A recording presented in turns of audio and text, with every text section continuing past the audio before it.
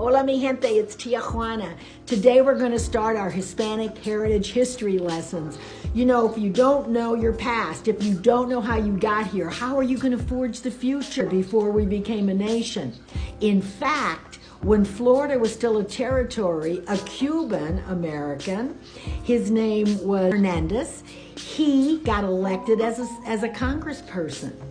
And then in the 1930s from Nuevo Mexico, a Mexican American, Dennis Chavez, was our first senator.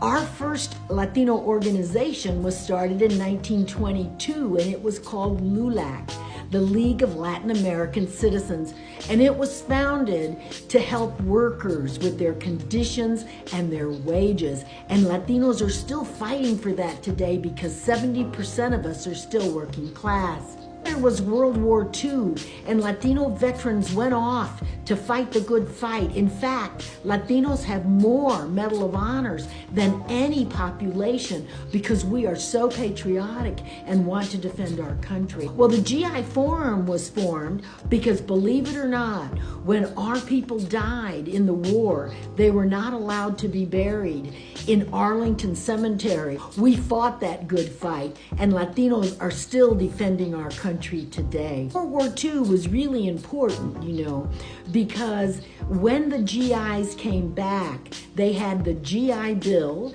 and they were able to buy homes and get an education. And that's the way our people started moving forward way back in the 1950s. Another important thing that happened in the 1950s was the beginning of the baby boomers. And you know, that generation, of which I'm a proud member, began to change America, began to look at political things that we needed to change. And one of those was segregation. Because yes, Latinos were also segregated. We had our first case that went to the Supreme Court way back in the 1950s, and it's called A Class of Their Own.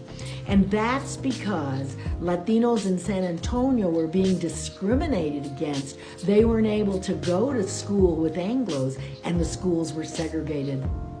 But the courts in Texas said, oh no, you're not black, we're not discriminating against you.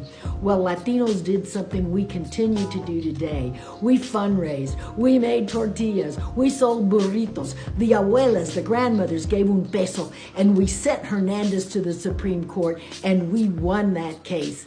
And yes, Latinos have been discriminated against. We're a class apart, we're different, we're a culture, we're an ethnic group.